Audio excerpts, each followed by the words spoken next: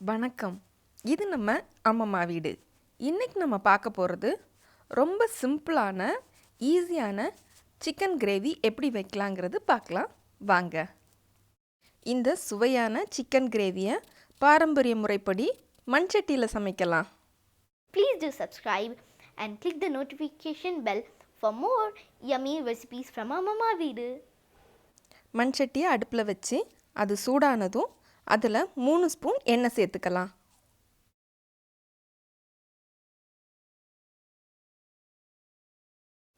எண்ணெய் நல்லா சூடானதும் அது கூட 2 பட்டை, 3 ஏலக்காய்,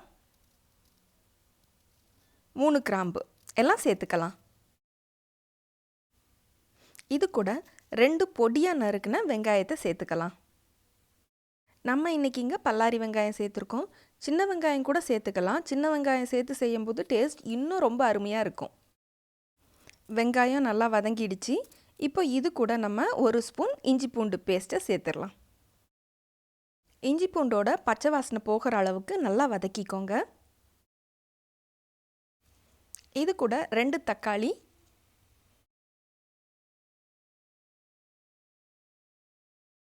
தக்காளியை பொடியாக நறுக்கிக்கோங்க. ஏன்னா நம்ம அதை நல்லா குழைய தான் வதக்க போகிறோம்.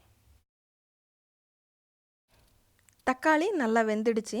ஓரத்துலலாம் பார்த்திங்களா நல்லா எண்ணெய் வந்துடுச்சு. இது கூட 1/2 ஸ்பூன் மஞ்சத்தூள்,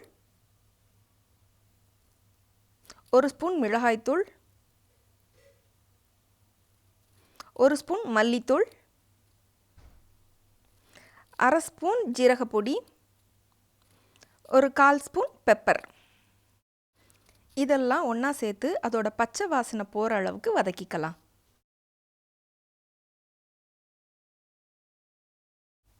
இது கூட தேவையான அளவு உப்பு சேர்த்துக்கலாம். இது சிக்கனுக்கும் சேர்த்து போடுற உப்பு.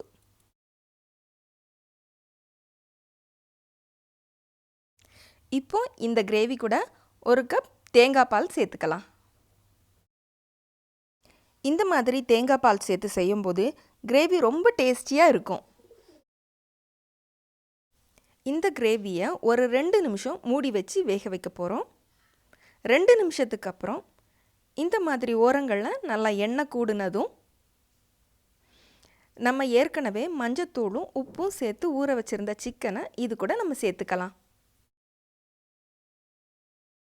சிக்கனும் கிரேவியும் ஒன்றோட ஒன்று நல்லா சேர்கிற மாதிரி கலந்துக்கலாம். சிக்கனை வேக வைக்கிறதுக்காக இந்த மாதிரி மூடி வைக்கலாம். ஒரு 4லேருந்து 5 நிமிஷத்துக்குள்ளே ரெடி ஆயிரும்.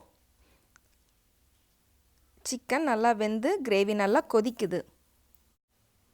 சாதத்தில் ஊற்றி சாப்பிட்ற மாதிரி கன்சிஸ்டன்சி வேணும் அப்படின்னா இந்த ஸ்டேஜில் நீங்கள் ஸ்டவ் ஆஃப் பண்ணிடலாம். நான் இன்றைக்கி கொஞ்சம் தொக்கு மாதிரி செய்ய போகிறேன்.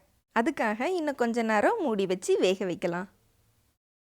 வாவ், அருமையான நம்மளோட சிக்கன் கிரேவி இப்போது ரெடி.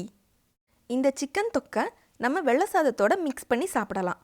அப்படி இல்லைன்னா சாம்பார் சாதம், தயிர் சாதம், ரசம் இது கூடலாம் சேர்த்து சாப்பிடும்போது ரொம்ப டேஸ்டியாக இருக்கும். இது சப்பாத்தி, பரோட்டா, தோசை, இட்லி எல்லாத்துக்குமே ஒரு அருமையான காம்பினேஷன். பார்த்தீங்களா சிக்கன் எவ்வளோ நல்லா வெந்திருக்கு. இதை கொத்தமல்லி தூவி சூடாக பரிமாறுங்க. ரொம்ப சுலபமாகவும் அதே நேரத்தில் சீக்கிரமாகவும் செய்யக்கூடிய இந்த சிக்கன் கிரேவியை உங்கள் வீடுகளில் செஞ்சு பாருங்கள். எப்படி இருந்துச்சுங்கிறத கீழே கமெண்ட் பாக்ஸில் கமெண்ட் பண்ணுங்கள்.